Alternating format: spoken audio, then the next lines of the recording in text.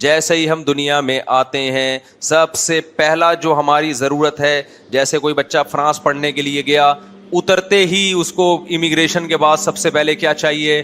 Hotel چاہیے. بھائی کہاں میں نے اسٹے کرنا ہے. اگر ہوٹل کا انتظام کمپنی نے نہیں کیا، یہ ابا نے نہیں کیا، یہ رہائش کا بتایا نہیں کہ فرانس میں میرے چاچا کے گھر چلے جانا، ماموں کے گھر چلے جانا، اس کا مطلب ابا آپ سے غافل ہے. وہی کسی نے ہو سکتا ہے جہاز میں بٹھا دیا ہو آپ کو، اس کو پتہ ہی نہیں کہ کہاں جا رہا ہے اور اس میں وہاں ضرورت کیا ہے. ہم جب دنیا میں آتے ہیں اس سفر میں، تو اینڈنگ پوائنٹ جو ہمارا شروع ہوتا ہے دنیا میں آتے ہی، اس وقت ہمیں سب سے پہلے رہائشی ہوٹل کی ضرورت ہے. کس کی ضرورت ہے؟ رہائش کی. اور کیئر کرنے کے لیے ایک شخصیت کی ضرورت ہے، کیونکہ ہم اس وقت اپنی کیئر خود بولو نہیں کر سکتے. قرآن کہتا ہے میں نے تیرے لیے ایسے ہوٹل کا انتظام کیا، لگژری ہوٹل ہے جو کسی کو میسر نہیں ہے، وہ ہے تیری ماں کی گود. پہلے سے ماں موجود ہوتی ہے، بغیر ماں کے کوئی پیدا نہیں ہوتا. بغیر باپ کے تو پیدا ہو جاتے ہیں، ماں کے بغیر نہیں ہوتا کوئی پیدا. یہ میں نے اس لیے کہہ دیا تاکہ انگریز ناراض نہ ہو نا، وہ کہیں یار تم کیسی باتیں کر رہے ہو، بغیر ماں کے باپ کے بغیر. تو میں نے ان کو فیور دیا تھوڑا سا، بھائی باپ کے بغیر تو ہو جاتے ہیں. یعنی وہ کہیں گے ہماری پیدائش کا انکار کر دیا، ہم تو وداؤٹ باپ بھی ہوتے ہیں ہم لوگ. تو میں نے مانتا ہوں کہ ہوتے ہیں، آپ بھی ہوئے ہوئے ہیں نا، میں آپ کے ہونے کا انکار نہیں کر رہا. ویسے تو بغیر باپ کے بھی نہیں ہوتا، اگر صحیح بات کی جائے نا تو ہوتا سب کا کوئی نہ کوئی باپ ہے. ہاں ہم لوگ کو پتا ہوتا ہے، ان میں سے بہت سو کو پتا نہیں ہوتا، پکڑا جاتا ہے بعض دفعہ ڈی این اے سے. وجہ کیا ہے بھائی؟ انہوں نے فوکس ہی نہیں کیا نا ہم دنیا میں آئے کیوں. انہوں نے فوکس کیا کہ ہم اپنی لائف کو لگژری کیسے بنائیں.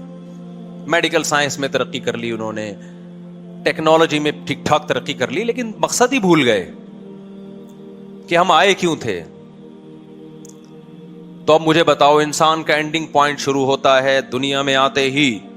اس کو سب سے پہلے رہائش کے لیے کیا چاہیے؟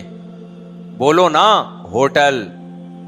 کیئر کرنے والا، جیسے ہوٹل میں بھی تو کیئر کر رہے ہوتے ہیں نا وہاں کے ملازمین. ایئرپورٹ پہ کھڑے ہوں گے آپ کی نام کی تختی لے کے. جتنا اچھا ہوٹل ہوگا وہاں، ایک تو یہ ہوٹل ہے جو کینٹ اسٹیشن پہ ہوتے ہیں، منجی مل جاتی ہے کرائے پر، وہ بھی کرایہ آپ دو، 100 کوئی اور رہا ہوتا ہے اس میں. ٹھیک ہے نا، یہ بھی ہوٹل ہے غریبوں کے بیچاروں کے. لیکن غریب زیادہ گہری نیند سو رہے ہوتے ہیں، میں نے یہ دیکھا ہے. خیر، تو دنیا میں جیسے ہی آئے اللہ نے ایک لگژری رہائش کا انتظام کیا. وہ رہائش کیا ہے؟ ماں کی گود. کیسا تڑپتا ہے بچہ ماں کی گود کی طرف، کیسا سکون ملتا ہے ماں کے ساتھ چپکنے میں. گھروں میں بچے پیدا کیا کرو، فطرت کی عکاسی نظر آتی ہے، ماں کی ممتا نظر آتی ہے. تمہیں بیوی سے محبت ہو جائے گی، یار اتنا پیار دے رہی ہے بچے کو. کیونکہ جو تمہارے ساتھ ایٹیٹیوڈ تھا نا، اس میں تمہیں، یعنی بعض لوگوں کی بات کر رہا ہوں، اس میں پیار شارٹ نظر آیا تمہیں، تو تم یہ سمجھے اس کے سینے میں دل ہی نہیں ہے. بچہ پیدا ہوتا ہے تو تمہیں ایسا لگے گا دل صرف اسی کے سینے میں ہے، باقی سب دل لیس لوگ ہیں.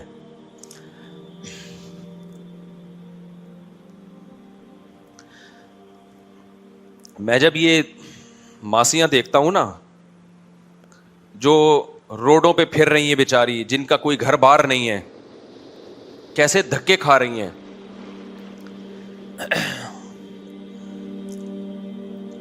اور ان کی گود میں چھوٹے بچوں کو دیکھتا ہوں کہ یہ روڈ پہ دھکے کھاتی پھر رہی ہے، ماری ماری پھر رہی ہے، اپنا بچہ نہیں چھوڑ رہی.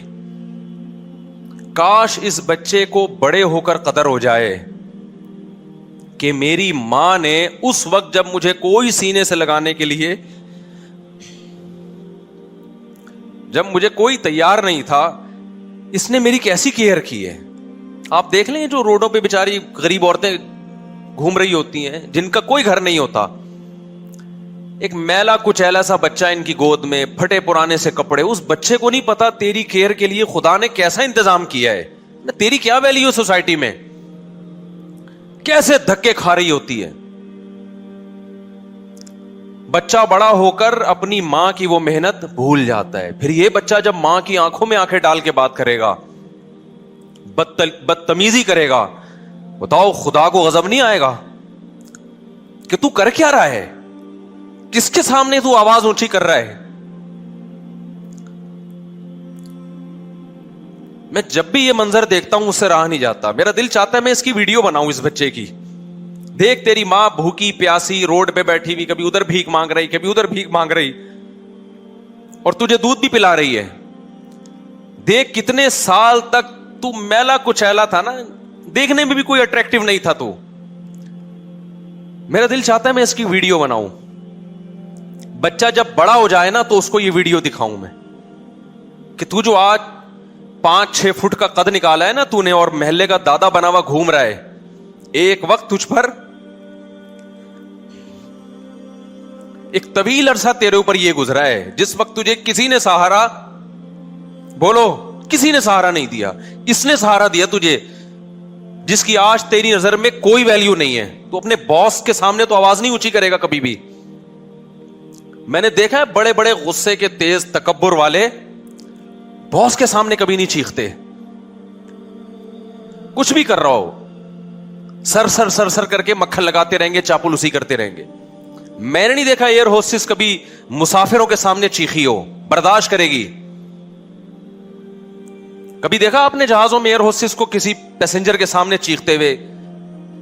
جتنا بھی بدتمیزی کر لے پیسنجر, ایئر ہوسٹس کو حکم ہے کیا کرنا ہے, اف نہیں کرنا ان کے سامنے. وہ نہیں کرے گی اف. ماؤں کے سامنے چیختے ہوئے ہم نے بیٹے بھی بہت دیکھے اور بیٹیاں بھی بہت دیکھی ہیں, اور اب تو بہت زیادہ دیکھ رہے ہیں. خدا کی قسم یہ سائنس اور ٹیکنالوجی جس پہ تمہیں فخر ہے نا, اگر تم باپ کے سامنے خاموش رہنا نہیں سیکھے,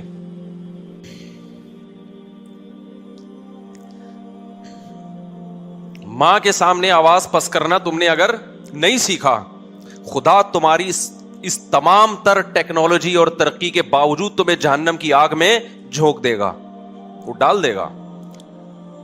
قرآن دھمکیاں دے کے کہتا کیا ہے, ان ذالک علی اللہ یسیر, یہ کام اللہ پہ بہت آسان ہے. یہ نہ سمجھنا کہ آگ میں نہیں ڈالے گا وہ.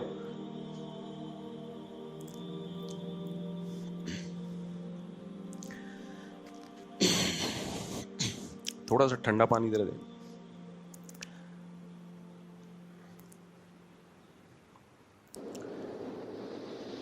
خدا نے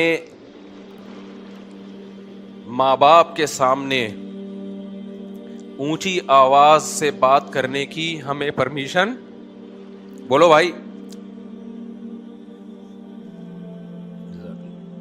نہیں دی ہے. اس کی وجہ ہے کہ ہم اپنے بچپن کو بھول جاتے ہیں. خدا بولو نہیں بھولتا. آج اخلاق اخلاق اخلاق, دوستوں سے خوش اخلاقی, گرل فرینڈ سے خوش اخلاقی. کوئی ثواب نہیں ہے گرل فرینڈ سے اچھے اخلاق سے بات. یہ کوئی ایٹیٹیوڈ نہیں ہے, یہ درندگی ہے, حیوانگی ہے.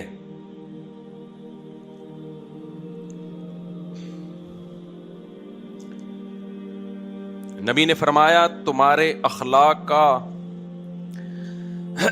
سب سے زیادہ مستحق کون ہے؟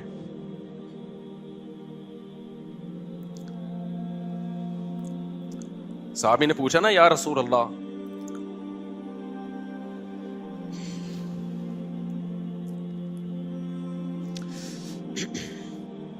یہ ایسا ٹاپک ہے جس پہ مجھ سے چینج ہی کرنا پڑے گا. کبھی اکیلے میں ملیں گے تو بیٹھ کے بات کریں گے اس پہ انشاءاللہ.